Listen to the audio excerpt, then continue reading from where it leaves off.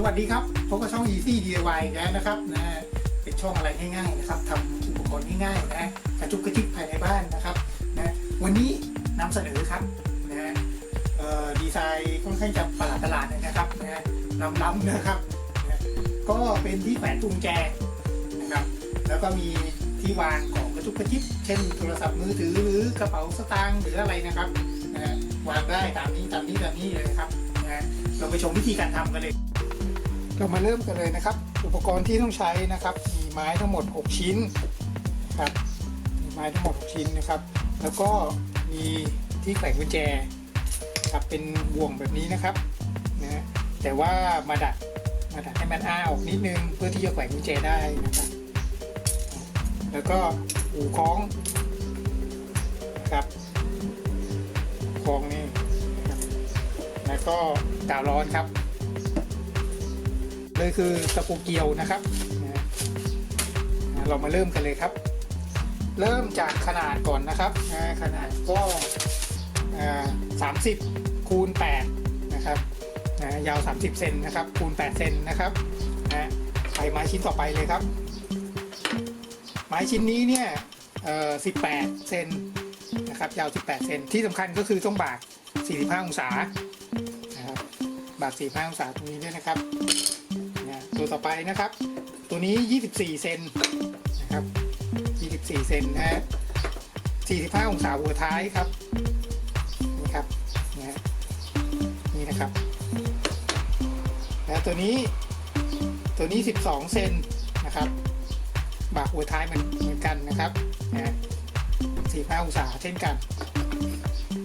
ครับตัวนี้นะครับตัวนี้รู้สึกจะ14 เซนตัวนี้14 เซนบากหัวท้าย45 องศานะครับตัวนี้ก็14 เซนแต่ประหลาดกว่าหน่อยนึงนะครับต้องบากให้เป็นด้านเดียวกัน45 องศาเช่นกันนะครับเรามาเริ่มกันเลยครับ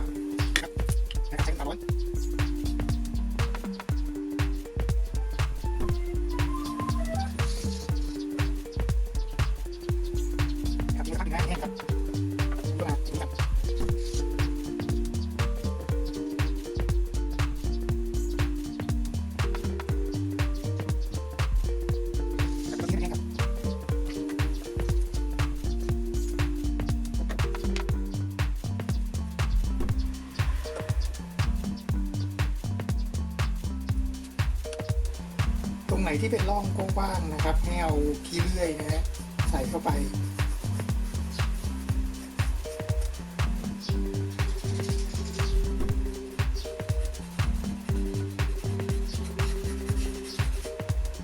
แบบนี้นะครับแล้วก็หยอดกาวเพิ่มครับ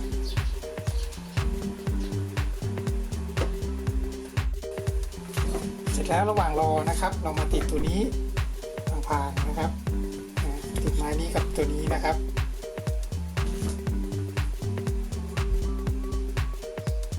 ก็ยิงตะปูเกี่ยวซะหน่อยนะครับเพื่อความแข็งแรง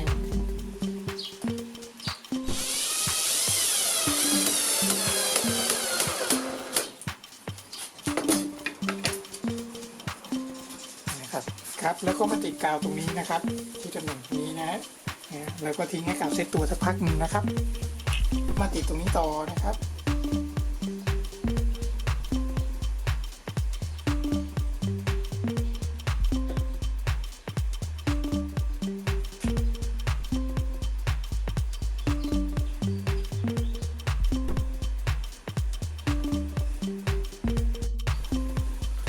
จากนั้นนะครับมาติดตรงนี้กาวตรงนี้ต่อ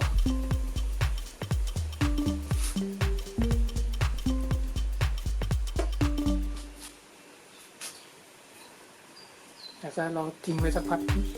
แล้วก็ทิ้งไว้สักแป๊บหนึ่งนะครับให้กาวแห้งนะครับเสร็จแล้วก็นำไปขัดซ้ำนะครับเก็บรอยนะครับเก็บรอยพวกกาวพวกอะไรพวกนี้นะครับเสร็จแล้วก็ลงแฉลกเคลือบไม้อีกทีหนึ่งนะครับ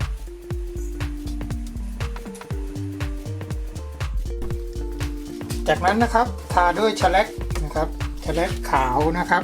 แฉลกขาวสีใสนะเบอร์8นะครับ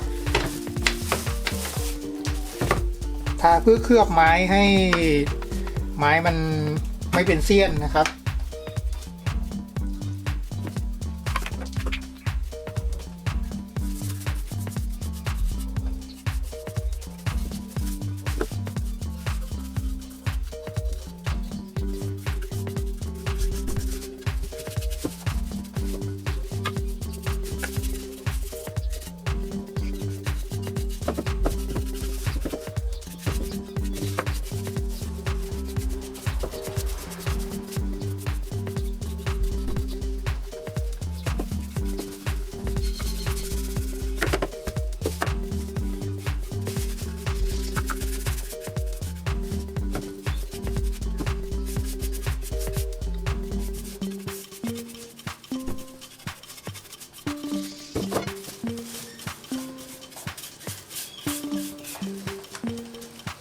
แล้วก็รอให้มันแห้งนะครับ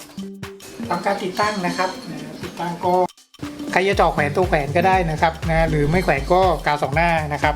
นะแต่กาวสองหน้านี้อาจจะอยู่ไม่ทนเท่าไหร่นะครับ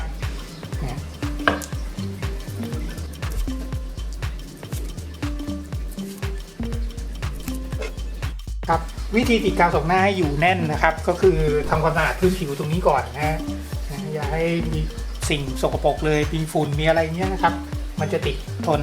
นะครับแล้วก็แปะไปเลยครับปึ๊บ